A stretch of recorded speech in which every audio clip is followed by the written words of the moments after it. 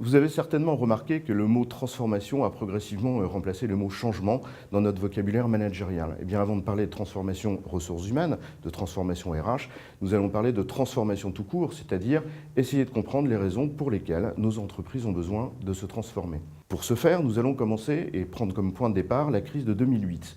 Pourquoi? Parce que cette crise qui a été baptisée la crise des subprimes, d'abord une crise financière, suivie d'une crise économique et enfin d'une crise sociale, eh bien parce que cette crise a très certainement joué un rôle de révélateur dans nos économies occidentales. D'aucuns ont mis la responsabilité de cette crise financière sur le dos des financiers, mais en toile de fond, il y a la réalité d'importants déséquilibres dans les échanges mondiaux.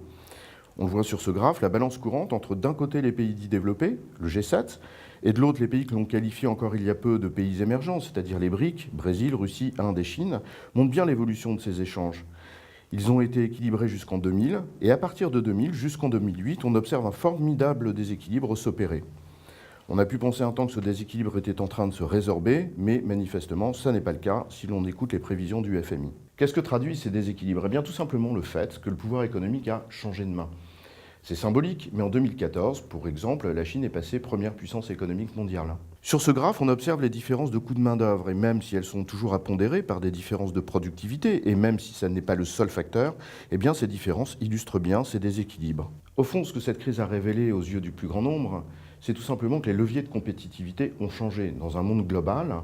Avec une telle compétition, que d'aucuns ont baptisé hyper-compétition, eh bien, la seule compétition par les coûts n'est plus suffisante pour maintenir la compétitivité des entreprises. Cette évolution nous renvoie au thème de la désindustrialisation de nos économies, phénomène qui a commencé il y a longtemps et qui a des conséquences directes sur notre croissance. Nous entrons dans des économies dans lesquelles le savoir est devenu le facteur de succès. C'est d'ailleurs l'ambition affichée avec l'Europe qui, en 2000, avec la stratégie de Lisbonne, a voulu faire de l'Europe l'économie de la connaissance la plus compétitive et la plus dynamique du monde. C'est une stratégie qu'on pourrait résumer finalement par investissons dans les connaissances et le capital humain pour tirer la croissance de nos économies par l'innovation. Alors, si cette stratégie de Lisbonne n'a pas eu tous les effets escomptés, ce que l'on peut souligner, c'est que sa suite, la stratégie Europe 2020, arrive en substance à la même conclusion, l'innovation est le premier axe de notre croissance. Ces évolutions macroéconomiques et ces mutations du panorama concurrentiel des entreprises conduisent donc à ce que l'innovation soit leur première préoccupation. Alors de quelle innovation s'agit-il? Bien sûr, à commencer par l'innovation en termes de nouveaux produits, de nouveaux services pour renouveler les leviers de compétitivité, mais également d'innovation en termes de productivité pour sans cesse améliorer celle-ci.